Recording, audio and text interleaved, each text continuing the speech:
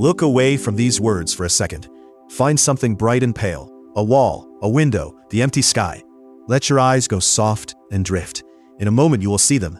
Tiny transparent threads, little knots and strings, sliding down through your vision and darting away the instant you try to look straight at them.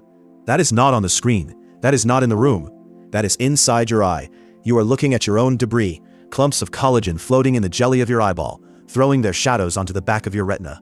You have carried them your whole life, and you cannot chase one down, because the moment your eye moves to catch it, it moves with you. That is the least strange thing your body is doing right now. Here's the idea this whole video is built on. You think you are running your body. You are not. Almost everything your body does, it does without asking you. Quietly, constantly, on machinery that was finished long before there was a you sitting behind your eyes to have an opinion about it. There is a second brain in your gut. There are animals living on your face. There is a muscle in your ear you can flex like a fist, and your brain, on a fixed schedule, is eating parts of itself. Let's meet the machine you keep mistaking for you. Start with the eyes, since we are already here. Those floating threads have a stranger cousin.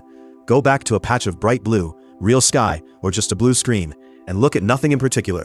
Scattered across it you may catch tiny bright dots, darting in little arcs, flashing into being, and vanishing in under a second. Most people who notice them assume they are floaters too. They are not.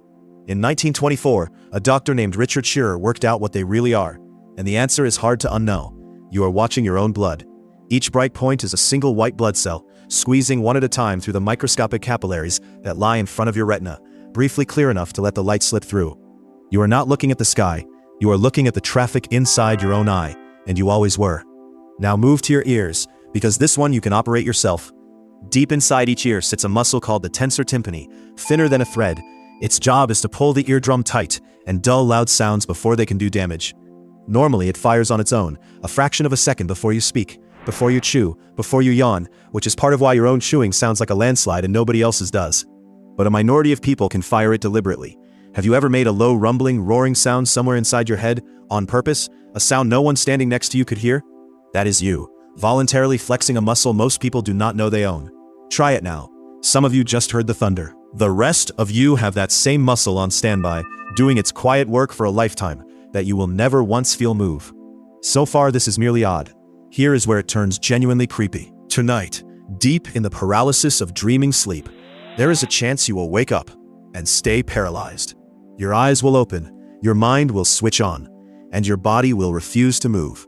Because the system that shuts your muscles down during dreams so that you don't physically act them out has failed to release you in time. This is sleep paralysis, and for anywhere from a few seconds to a few minutes, you are fully awake inside a body that will not answer you. And often, the dreaming brain keeps running underneath. Balan Jalal, who has spent his career inside this subject, describes what people report again and again. A presence in the room, a crushing weight on the chest, a figure standing at the edge of the bed. Alan Shane, sorting through thousands of these accounts, found the same intruder turning up all over the world. The old hag of Newfoundland, the pinning spirit of Kanashibari in Japan, the demon that sits on the sleeper's chest in dozens of cultures that never once spoke to each other. They were not passing around a myth. They were each describing the same broken switch in the same human brain. Now put a hand flat on your stomach, because there is something in there you have badly underestimated. Wrapped through the wall of your gut is a web of roughly 500 million nerve cells, more neurons than sit in the entire brain of a cat. Michael Gershon, the scientist who mapped it, called it the second brain, and he did not mean it as a figure of speech. This network can sense, decide, and act completely on its own. Sever every nerve running between it and your head, and your gut keeps digesting, keeps coordinating, keeps responding, as if nothing had changed.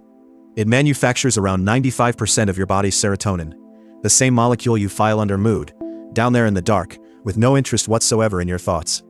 And the wiring runs mostly the wrong way. The great nerve joining gut and brain carries far more signals up than down. So when you get a gut feeling, you are not being poetic. You are receiving a message from the other brain, the one nobody ever told you that you had. And you are not alone down there. You are not even alone on your face. At this moment, in the follicles at the roots of your eyelashes, there are mites, microscopic eyeless, worm-shaped animals called demodex, and nearly every adult human is carrying them. In 2014, a research team in North Carolina swabbed the faces of adults and tested for these mites, and found their DNA on every single person. They spend the day head down inside your pores, feeding on the oil your skin makes. Then at night, while you sleep, they climb out onto the open surface of your face to find a mate, and crawl back in before you wake. They have no anus.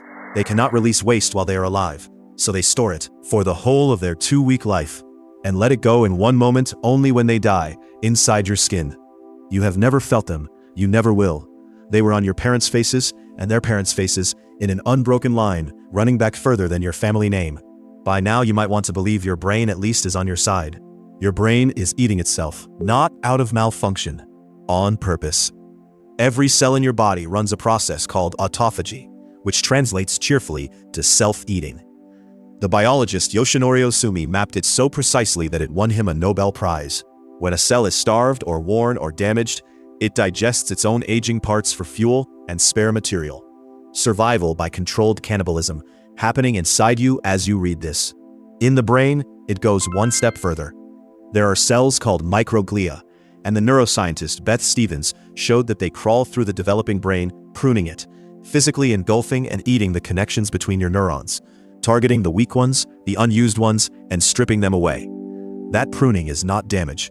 It is exactly how a child's overgrown, chaotic brain is carved down into an adult's efficient one.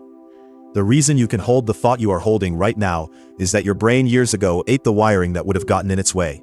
Here is one your body does to you in front of everyone else.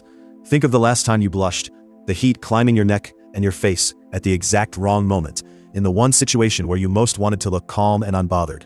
You did not choose it. You could not call it back. Blushing is the only emotional signal a human being can neither fake nor suppress. A direct line running from your social fear straight to the blood vessels in your cheeks, which open on an order from a nervous system you have no control over.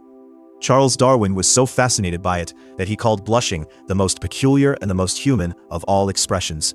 Peculiar because it makes no obvious sense to broadcast your own embarrassment to the very people you are embarrassed in front of. No other animal on earth does it, and yet there it is, your body deciding in the worst possible moment that the room deserves to know how you feel and telling them over your loudest objection. There is one last one, and it happens in the mind itself, no body part required. You know déjà vu, that jolt when a brand new moment feels impossibly familiar.